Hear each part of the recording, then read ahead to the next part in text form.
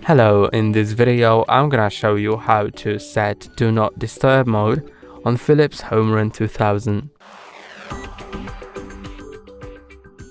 To do it, click on the settings in top right corner, then Do Not Disturb mode, and now you can enable that.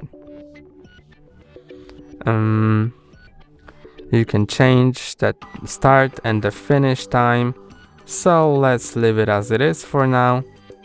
Now you can click on that to change it, and then it will not perform scheduled cleaning tasks.